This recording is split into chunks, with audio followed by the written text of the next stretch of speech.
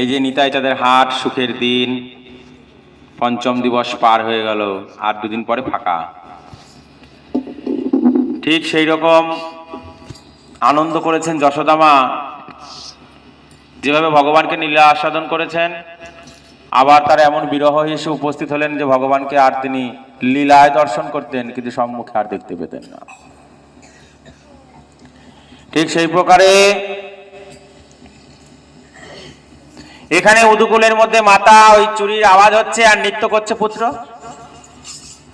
পুত্র নৃত্য করতে করতে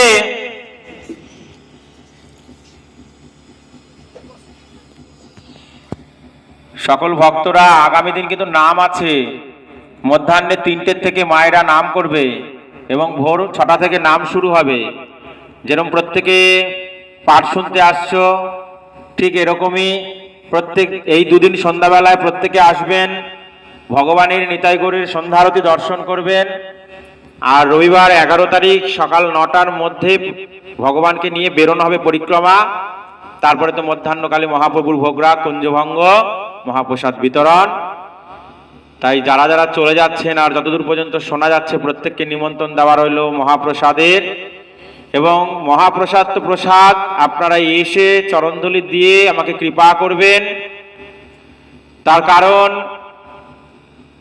এই যে অনুষ্ঠান অনেক সাধনার, অনেক কষ্টের অনুষ্ঠান। নিতাই গৌর অঙ্গনে যদি ভক্ত না আসে, তাতে ভগবানের হৃদয়েও কষ্ট হয়। যেরকম ভগবানকে দর্শন করার জন্য আপনাদের সবার আকাঙ্ক্ষা থাকে, নিতাই গৌর আপনাদেরকে দেখার জন্য আকাঙ্ক্ষা করেন। ভক্ত না আসলে, প্রসাদ নষ্ট হলে ভগবান নিজে কষ্ট পান। আজ তো আসলো না। সাক্ষী গোপাল দেখছেন, রানীমা তাকে দর্শন করতে এসছেন উড়িষ্যায়। তার রানীমার নাকের মধ্যে এক অতীব দামি নাক ছাবি।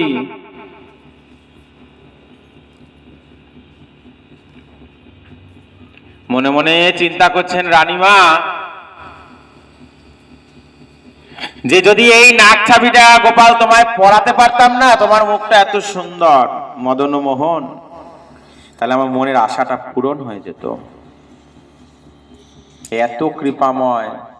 ওই যে বললাম, না আসলে পরে ভগবান তাকে খোঁজে, কোথায় এসে আসলো না তো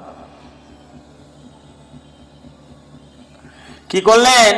একেবারে রানীমা শয়ন করেছেন আর স্বপ্নের মধ্যে বলছে, জানো তো ছোটবেলায় মা না নাকে একটা ফুটো করে দিয়েছিল। অবশ্য তুমি দেখতে পাওনি, আমার ফুটোটা বুঝে গেছে।